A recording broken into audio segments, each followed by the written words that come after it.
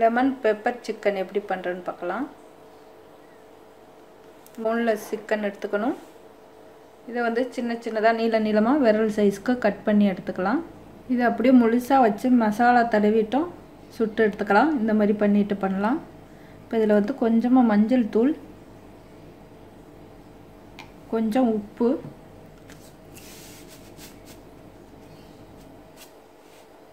அரை டீஸ்பூன் அளவு மிளகுத்தூள்,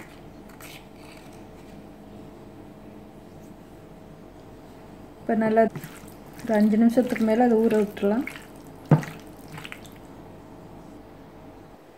குடமிளகாய் உங்களுக்கு என்ன கலர் கிடைக்குதோ அது வாங்கிக்கலாம். மிளகாய் 2, ஒரு எலுமிச்சை, பெரிய வெங்காயம், 1 ஸ்பூன் இஞ்சி பூண்டு விழுது. இதுக்கு புல் காரமும் மிளகு தான். நம்மளுக்கு எவ்வளோ நல்லா அது வந்து காரமாக இருக்கணும், அதுக்கு எந்தாப்பில் மிளகுத்தூள் எடுத்துக்கலாம். கருவேப்பிலை, வெங்காயம் இந்த மாதிரி நீளமாக கட் பண்ணி எடுத்துக்கணும். பச்சை மிளகாய் கீரி எடுத்துக்கலாம்.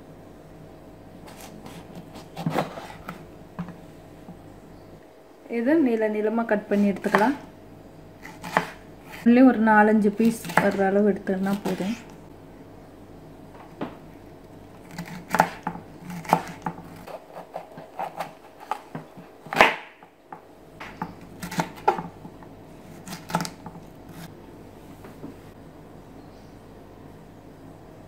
ஒரு கடாய் வச்சுட்டு கொஞ்சமாக எண்ணெய் விட்டுக்கலாம். பொரிக்கிறதுக்கு கடலை எண்ணெய். இப்போ இந்த சிக்கன் எண்ணெயில் போட்டு பொரிக்காமல் தோசைக்கல்லில் போட்டு சுட்டும் எடுக்கலாம். பரட்டி விடலாம். கொஞ்சமாக எண்ணெய் விட்டுட்டு சுட்டு எடுத்தாலே போதும்.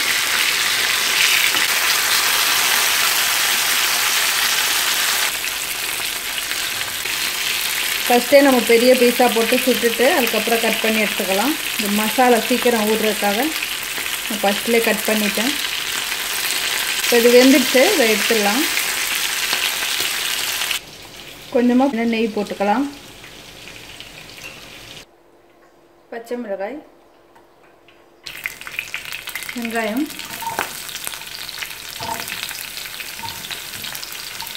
நம்ம சிக்கனுக்கு தகுந்த மாதிரி போட்டுக்கலாம். காயெல்லாம்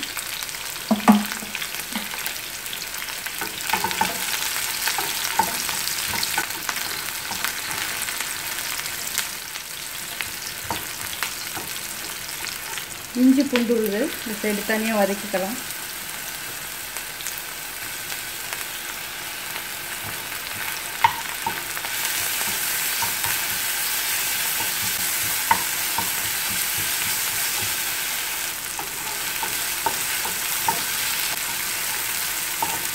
குடமிளகாயெல்லாம் சேர்த்துக்கலாம்.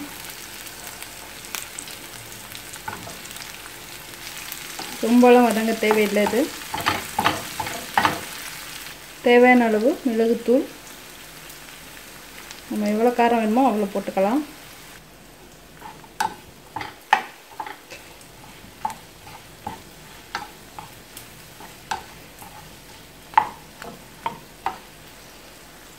அரை தரம் வெந்தாலே போதும். அது கொஞ்சமாக உப்பு இந்த காய்க்கு தேவையான அளவு.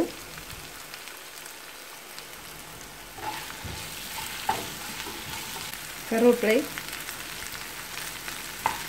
எலுமிச்சை சாறு. இது புளிப்பும் காரமும் அதிகமாக இருக்கணும்.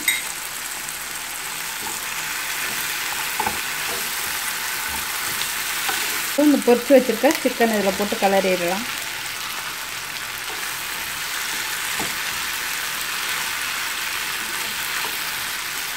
இது ரெடி ஆகிடுச்சு, இறக்கிடலாம். ஒரு சிக்கன் போட்டு 1 நிமிஷத்துக்கு அப்புறம் இறக்கிடலாம். அடுப்பு ஆஃப் பண்ணிவிட்டு இறக்கி வச்சிடலாம். 1 நிமிஷம் ஆயிடுச்சு. சுவையான லெமன் பெப்பர் சிக்கன் ரெடி ஆயிடுச்சு.